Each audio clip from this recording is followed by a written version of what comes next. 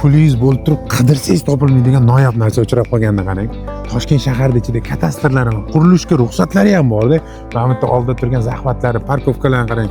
U dokumentda, hujjatda 11 sotix ekan qarang. Oyiga 4000 dollar shu holatida olib kelib turibdi arendaga-da. Plyus bo'lganda olardingiz-a?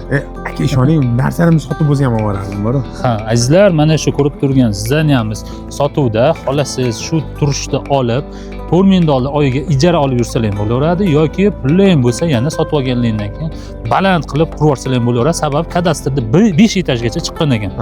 Ruxsat bor. Keyin ko'pchilik hozir kommentariyada yozishadi, narxi nech pul, unaqa nech pul. Eng zo'ri ekranda nomerlar qoldiramiz. Shularga qo'ng'iroq qilib dogovor qilsalar ham bo'ldi. Chunki pul jinni zarurat bor ekan, shu sabab zudlik bilan sotishyapti. Shunga telefon qilib, aka shuncha beraman deb turib, narxlashib olsalar ham bo'laverar ekan.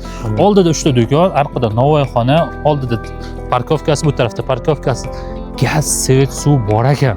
Kanalizatsiya, sentralniy kanalizatsiya. Shaharda chunki TTZ 2 da joylashgan, Deodoraga yetmasdan katta yo'ldan 50 metr kirganda tayyor mana mini marketlari, go'zallik salonlari ishlab turibdi. Til o'rgatadigan markazlar bor. Novoyxona, Namangandan kelgan novoylarimiz ishlatayotgan ekan. Bu joyda polni videoni oxirigacha ko'rsanglar, polni obzorlarini qilib beramiz.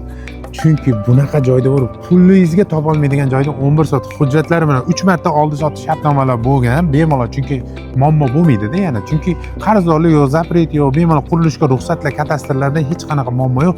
Undan tashqari zahmat yerlarini o'zi ham mana 3-4 soat yer orqadan, oldidan hamma joydan bor ekan xullas.